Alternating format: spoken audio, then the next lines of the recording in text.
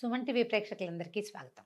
మాఘమాసం మొదలవబోతోంది. ఫిబ్రవరి 10వ తారీఖు శనివారం నుంచి మాఘ శుద్ధ పాడ్యమి రోజు నుంచి మాఘమాసం మొదలవుతుంది. నెల రోజుల పాటు మాఘమాసం కొనసాగుతుంది. నెల అని చెప్తాం కానీ 30 రోజుల కంటే ఒక రోజున్నర ముందే మాఘమాసం వెళ్ళిపోతుంది. అయితే ప్రతి నెల మాసాలు మారుతూనే ఉంటాయి. ఏమిటి ఈ మాఘమాసం ప్రత్యేకత అంటే, మనకి ప్రత్యేకమైన మాసాలు కొన్ని చెప్పబడతాయి. చైత్రం నుంచి ఫాల్గుణ మాసం దాకా మొత్తం 12 తెలుగు నెలల్లో ఒక్కొక్క మాసానికి ఒక్కొక్క ప్రత్యేకత ఉంది. గజం కేవలం 26,000 రూపాయలతో 165 గజాల భూమి కేవలం 52 లక్షలు మాత్రమే. కొన్ని మాసాలలో విరివిగా పూజలు, వ్రతాలు, నోములు, పర్వదినాలు, పండుగలు, మనం విశేషంగా 10 రోజులు జరుపుకునే పండుగలు కూడా ఉంటాయి. కొన్ని మాసాలు కొంచెం సాధారణంగా వెళ్తుంటాయి. ఆ మాస ప్రత్యేకత దానిది. అయితే మొన్నటి వరకు మనం కార్తీక మాసంలో పొద్దున్నే తెల్లవారుజామునే లేచి వాపీకూప తటాకాదుల్లో స్నానం చేసి, తర్వాత శివారాధన, విష్ణువారాధన, సాలగ్రామార్చన, ఉసిరి చెట్టు కింద దీపం పెట్టడం, ఉసిరి కాయల్లో దీపం పెట్టడం, ఉసిరి చెట్టుకి పూజ చేయటం, అటువంటి ఎన్నో విశేషాలతోటి ఒక పూర్తి మాసాన్ని మనం కార్తీకంతో జరుపుకున్నాం. ఆ మాసంలో పురాణ శ్రవణము, పురాణ కథనము కూడా చాలా విశేషమైన విషయం. అప్పుడు మనం కార్తీక పురాణం చెప్పుకున్నాం, మీరందరూ విన్నారు కూడా. కార్తీకం తర్వాత వచ్చిన మార్గశిరం కూడా అత్యంత విశేషమైనది, అత్యంత ఫలప్రదమైనది. ఎట్లా మార్గశిర మాసంలో వచ్చేటువంటి ధనుర్మాసం చాలా ప్రత్యేకమైంది. ధనుర్మాసపు చివరిలోనే కొంత మటుకు వెళ్ళిపోయిన తర్వాత మనకి సూర్యుడు మకర సంక్రమణం చెందుతాడు. సూర్యుడు మకరంలోకి వచ్చేసరికల్లా ఈ మకర సంక్రాంతి రోజునే మహాపుణ్యకాలం అని, అక్కడి నుంచి ఉత్తరాయణం మొదలవుతుందని చెప్తాం. ఈ ఉత్తరాయణం అంటే ఏమిటి? సూర్యుడు తన నడకని కొంచెం కొన్ని డిగ్రీల ఉత్తరం వైపుకి వాలి నడవడం మొదలుపెడతాడు. ఈ నడక వాలి మొదలుపెట్టే కాలం అత్యంత ఫలప్రదమైన కాలమని, ఉపాసనా కాలమని చెప్తారు. అయితే దీంట్లో ఈ సూర్యుడు నడక మొదలు పెట్టంగానే వస్తున్నటువంటి లేదా మధ్యలో ఉన్నటువంటి పుష్యమాసము శూన్యమాసంగా చెప్పబడుతుంది. సూర్యుడి నడక మనకి చాలా ముఖ్యమైనప్పటికీ పౌష్యము సగం ఉన్నది కదా, ఇంకా అదేమో శూన్యమాసంగా చెప్తారు. శూన్యమాసం వెళ్ళిపోగానే మొదలయ్యేటువంటి ఈ మాఘమాసము చాలా విశేషమైనది. ప్రత్యేకమైన పర్వదినాలు ఉన్నాయి. మాసం అంతా కూడా సూర్యారాధన చాలా విశేషంగా చేయబడుతుంది. సూర్యారాధన ఎట్లా చేయాలి, సూర్యుడికి ప్రత్యేకంగా పూజ చేసే విధానాలు ఉన్నప్పటికీ ఏ విధానము తెలియని వాళ్ళు కూడా సూర్యుడిని సులభంగా ఉపాసన చేసుకోవచ్చు. ఉపాసన అనగానే అదేదో పెద్ద బ్రహ్మాండమైన విషయంగా కనపడుతుంది, వినపడుతుంది, కానీ ఏమీ లేదు.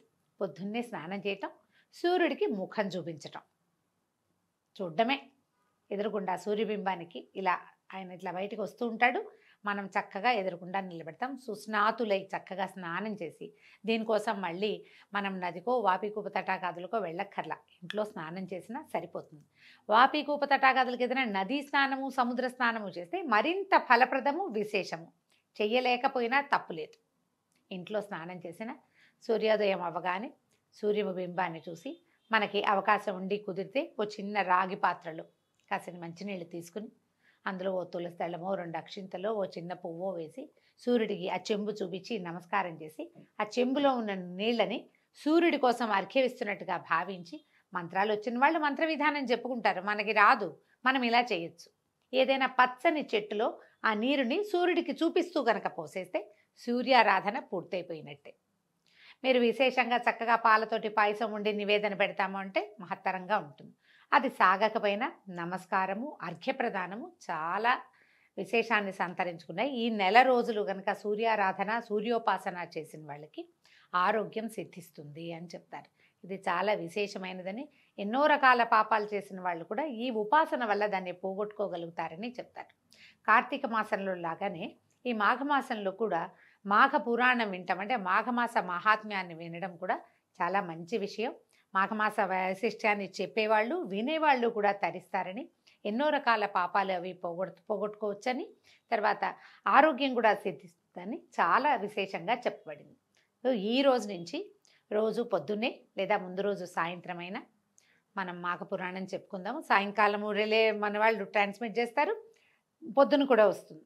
కుదిరితే ముందు రోజే వినండి, లేదా మర్నాడు పొద్దున, మధ్యాహ్నం, సాయంత్రం, రాత్రి లోపల ఎప్పుడు కుదిరితే అప్పుడు మాఘమాస వైశిష్ట్యాన్ని తప్పకుండా వినండి. ఇది ఒక మంచి అవకాశం కదా. సోషల్ మీడియా వచ్చాక మనకి చాలా మంచి మంచి అవకాశాలు లభిస్తున్నాయి. అందులో ఈ పురాణ శ్రవణాలు ఒకటి. పుస్తకం మనమే తెచ్చుకుని చదువుకోగలిగితే చాలా బాగుంటుంది. కానీ మరి అది పని చేయగలమో లేదు. చేయగలిగిన వాళ్ళు చక్కగా పుస్తకం పెట్టుకుని దేవుడి దగ్గర కూర్చున్నప్పుడే పూజ చేసేసుకోవటము, మాఘ పురాణం చదువుకోండి. అవకాశం లేని వాళ్ళు హాయిగా వినండి, చక్కగా చెప్తాను, సంతోషంగా విని పూజ చేసుకోవటము సింపుల్ పూజే. కానీ తప్పకుండా సూర్యారాధనని మీ జీవితంలో భాగం చేసుకోండి. పిల్లలకు కూడా దీన్ని అలవర్చండి.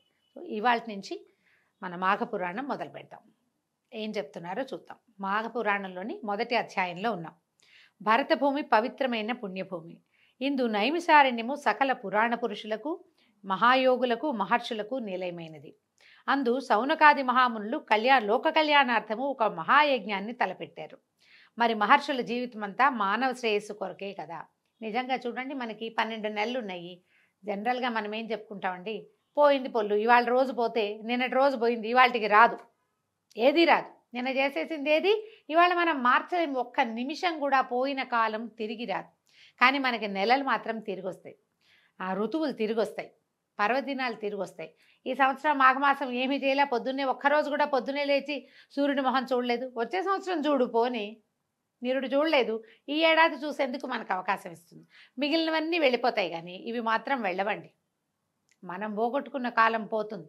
కానీ పర్వదినాలు, మంచి అద్భుతమైన ఋతువులు, అద్భుతమైన మాసాలు, పూజా విధానాలు ఏటా సైకిల్ చక్రంలాగా తిరిగి కిందున్న చుక్క మళ్ళీ పైకి వస్తూనే ఉంటుంది. మనకు అవకాశం ఇచ్చారు. అది ఇచ్చినది ఎవరు?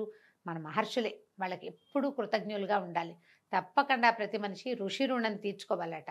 ఋషి రుణం తీర్చుకోవాలంటే ఏముంది, వాళ్ళు చెప్పిన విధానాన్ని పాటిస్తే సరిపోతుంది. అంతకంటే పెద్దగా ఏం చేసి ఎక్కర్లేదు. మన జీవితం నుంచి ఏది తీసి ఇవ్వక్కర్లా. ఇది చేయండి అని చెప్పారు, చేస్తే సరిపోతుంది. తలపెట్టిన మహాయజ్ఞం పరిసమాప్తం అవటానికి ఒక పుష్కర కాలం పడుతుంది. సత్రయాగం అంటారండి, 12 సంవత్సరాలు పడుతుందట. ఈ యజ్ఞము నిర్విఘ్నంగా కొనసాగటం కోసం నైమిషారణ్యంలోని గోమతి నదీ తీర ప్రాంతాన్ని యజ్ఞస్థలంగా ఎంచుకొని ఒక శుభముహూర్తంలో మహాయజ్ఞాన్ని ప్రారంభించారు. ఆ యజ్ఞాన్ని చూసి తరించాలని భరతఖండంలోని నలుదిక్కుల నుంచి తపోధనులు ఎందరో వచ్చి యజ్ఞశాల సమీపంలో నివాసం ఏర్పరచుకున్నారు. అందులో శతాధిక వృద్ధులు, సకల శాస్త్ర పారంగతులు, వేద పండితులు, బ్రహ్మతేజస్సుతో విరాజిల్లే తపోధనులు, మునికుమారులు ఇత్యాదులు ఎందరో ఉన్నారు. అనుభవశాలుడైనటువంటి మునీశ్వరులు ఎందరో తమ తమ శిష్య బృందంతో, పరివారంతో, మహర్షులతో, వేదశాస్త్ర మంత్ర కోవిదలతోటి తండోపతండాలుగా ఈ యజ్ఞశాలని చేరుకున్నారు. ఈ యజ్ఞశాల అంతా వీళ్ళందరితోటి కిటకిటలాడిపోతోందట. సకల లోక కళ్యాణార్థమై 12 సంవత్సరాల పాటు ఏకధాటిగా సాగే ఆ మహాయజ్ఞానికి సకల శాస్త్ర పురాణ కోవిదుడు, పురాణములు చెప్పుటల్లో ఔపోసన పట్టిన దిట్టయు అయినటువంటి సూత మహర్షి కూడా తన శిష్య బృందంతో వేంచేశాడు. ఆ మహాయజ్ఞ నిర్వహణ కార్యక్రమాల్లో నిమగ్నమయ్యాడట. సూత మహాముని కథలు ఒక విషయము మనం ఎన్నో కథల్లో వింటామండి. అయితే సూత మహాముని చాలా విశేషమైన వాడు. మనకి చాలా వ్రతగాథల్లో సూత మహాముని ఇట్లా చెప్పడం మొదలుపెట్టాడు. సూత మహామునే మహాభారతాన్ని ఇంకొకళ్ళకి చెప్పాడు. నలదమయంతుల కథ సూత మహామునే చెప్పాడు. ఇట్లా సూత మహర్షి ఎందరికో ఎన్నో రకాల పురాణ గాథల్ని తెలియజేశాడు. ప్రఖ్యాత పౌరాణికుడు అనమాట. మాలాంటి వాళ్ళకి ఆదర్శప్రాయుడు. ఆయనకి దండం పెట్టుకుని ఏదైనా మొదలు పెట్టాలి కథ చెప్పటం. సూత మహర్షి రాకతోటి ఆ ప్రాంతమంతా సంతోష సాగరంలో మునిగిపోయింది. అక్కడున్న సమస్త జనులు సూతుల వారి ఆశీర్వాదంతో, పర్యవేక్షణతో యాగం నిరాటంకంగా కొనసాగుతుందని ఆనందించారు. ఎంతో ఆనందంగా ఉన్నారట. ఈయన చాలా పండితోత్తముడు. వేదశాస్త్ర ఇతిహాసాది సమస్త విద్యల యందు ఆరితేరినవాడు. ఆమూలాగ్రం సకల శాస్త్రాలు తెలిసినవాడు. ఇవన్నీ కూడా కరతలామలకాలట. ఆయనకి చేతిలో ఉన్న ఉసిరికాయలు లాంటివి అన్నమాట. వారి ముఖం నుంచి నిత్యము బ్రహ్మతేజస్సు ప్రకాశిస్తూ ఉంటుంది. ఆయన నిత్య మందస్మిత వదనారవిందుడు, ఎప్పుడూ చక్కగా నవ్వుతూ ఉంటాడట. బహుముఖ ప్రజ్ఞాశాలి అయినటువంటి సూత మహర్షికి అక్కడ ఉన్న వాళ్ళంతా అనేక నమస్కారాలు చేసి స్వాగత సత్కారాలు చేశారు. ఆయన్ని వేనోళ్ళ పొగిడారు. నీ వల్ల నీ రాక మాకందరికీ ఆనందదాయకంగా ఉంది. నీ వల్ల ఈ సభా వేదిక అన్నీ పావనమైనాయని పదే నమస్కారాలు చేసుకుంటూ ఏమన్నారంటే, ఇంత రోజుల నుంచి మేము ఇక్కడికి వస్తూ నువ్వు వస్తావని ఎదురు చూస్తున్నాము. నీ నుంచి ఎన్నో విధములైనటువంటి పురాణ గాథల్ని తెలుసుకోవాలని ఉవ్విళ్ళూడుతున్నాం. మమ్మల్ని ఆశీర్వదించి మా అభిష్టాన్ని నెరవేర్చండి అని చెప్పారు. ఉదయకాలం అంతా యజ్ఞంలో మునిగి ఉండేవాళ్ళు. సాయంకాలం పూట ఈ పురాణ గాథా శ్రవణం జరుగుతూ ఉండేదట. ఆయన వాళ్ళందరి కోరికని గ్రహించి జనులారా, లోక కళ్యాణార్థం ఇంతటి మహాయజ్ఞాన్ని తలపెట్టడం నాకెంతో ఆనందాన్ని కలగజేస్తోంది. ఇది ఎంతో శ్లాఘనీయమైంది. యజ్ఞ విరామ సమయంలో మీరు నా నుంచి పురాణ గాథలు వినాలని అనుకోవటం కూడా చాలా అభినందించవలసిన విషయము. పుణ్యకార్యములందు పురాణ ప్రవచనములు చేయుట మిక్కిలి పుణ్యదాయకము. మిమ్మల్ని అందరినీ నా శక్తి కొద్దీ పురాణ ప్రవచనం చేసి తృప్తిపరచగలను. ఇదే నా విద్యుక్త ధర్మం. తప్పకుండా మీ కోరిక నెరవేరుస్తానని చెప్పాడు. ముందంతా యాగంలో మునిగారు. చాలా పనులు ఉంటాయి యజ్ఞం అంటే. ఇప్పుడే యజ్ఞాలు చాలా పెద్దవండి. పురాతన కాలంలో ఇన్ని అవకాశాలు లేని చోట అప్పుడు మరింత కష్టంగా ఉండేది. యజ్ఞం చాలా పెద్ద క్రియ. సంతోషించి సౌనకాది మునులందరూ కూడా సూత మహర్షిని అర్ఘ్యపాద్యాదులతోటి పూజించి తగు రీతిన సత్కరించి ఉచితాసనం మీద ఆసీనుల్ని జయించారు. సరే, క్రమంగా మొత్తం యజ్ఞము వ్యవహారము అన్నీ మొదలుపెట్టారనమాట. సరే, పొద్దునంతా ఈ వ్యవహారం అయిన తర్వాత సాయంకాలము కొంచెం విశ్రాంతి తీసుకున్న తర్వాత ఆయనకు ఒక ఆసనం ఏర్పరిచి ఆయన అక్కడ కూర్చోబెట్టి ఈ శౌనక మహాముని చెప్తున్నాడనమాట. నీ ద్వారా మేము అనేక ఇతిహాస రహస్యాలు అందులో సారాన్ని గ్రహించాం తండ్రి. వీలైనప్పుడల్లా తమరు మాకు అనేక రకాల కథా కాలక్షేపంతో పాటు నీతి శాస్త్రాన్ని కూడా బోధిస్తూనే ఉన్నారు. అయినా కూడా ఇది ఒక అంతులేని సముద్రం వంటిది. మీరు సమస్త లోకాల యందు సంచరిస్తూనే ఉంటారు కాబట్టి సిద్ధపురుషులైన మీ నుంచి ఎప్పటికప్పుడు కొంగొత్త విషయాలని నేర్వవలనే కోరికతోటే ఉంటాము. మాకు తెలియని విషయాలు ఏమైనా ఉంటే విరామ సమయాల్లో వినిపించండి. ఇది విరామం కాబట్టి ఇది చెప్పమన్నారట. అయితే ఈయన ఏమన్నాడు, సౌనకాది మునులారా, మీ మనసులోని కోరిక నేను గ్రహించాను. మీరు వినదగిన నాకు తెలిసిన పురాణ గాథలన్నిటి శాయశక్తులా మీకు వినిపిస్తాను. ఈ పుణ్యకథలు చెప్పటం వల్ల, ఇప్పుడు యజ్ఞ సమయంలో చెప్పడం వల్ల మీకు మంచిది, నాకు కూడా మంచిది. శ్రద్ధగా వినండి అని ఒక కథ చెప్పడం మొదలుపెట్టారు. ఏం చెప్తున్నారు వీళ్ళంతా? ధన్యోస్మి అని ప్రతి వాళ్ళు నమస్కారాలు చేశారు.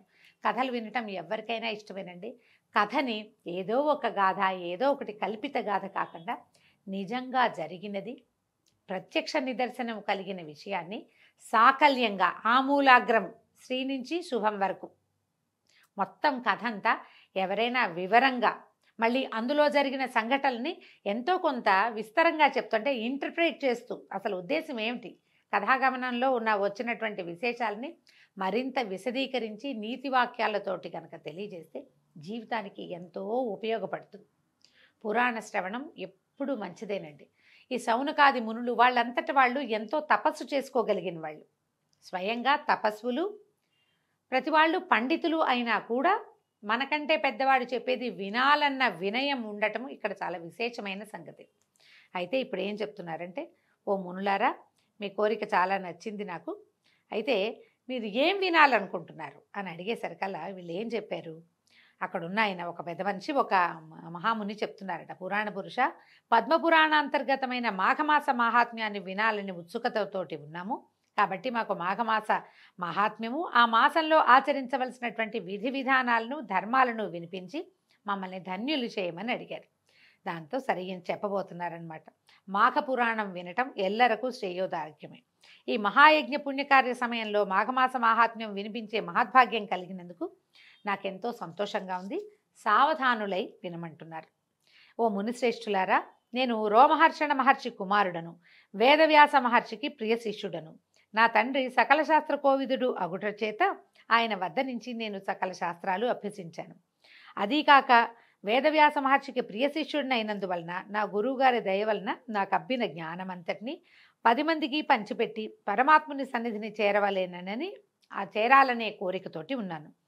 ఆయన దయ వల్లనే మీరు అడిగిన ప్రశ్నలన్నిటికీ జవాబు చెప్పగలవాడిని అయ్యాను. ఇవి పుణ్యగాథలు, సకల లోకములను తరింపచేయును, సర్వశుభములను ఒసగును. పూర్వం మీరడిగినట్టే వశిష్ఠ మహామునిని దిలీప మహారాజు మాఘమాస మహాత్మ్యాన్ని వివరించమని కోరాడు. తన కులగురు అయినటువంటి వశిష్ఠుల వారు చెప్పిన దాన్ని దిలీప మహారాజు శ్రద్ధగా విని తరించాడు. దాన్నే మీకు ఇప్పుడు చెప్పబోతున్నాను, సావధానులుగా వినమన్నారు. దీంతో మొదటి అధ్యాయం పూర్తయిందండి. రేపు ఉదయం మళ్ళీ 2వ అధ్యాయంతో కలుసుకుందాం. నమస్కారం.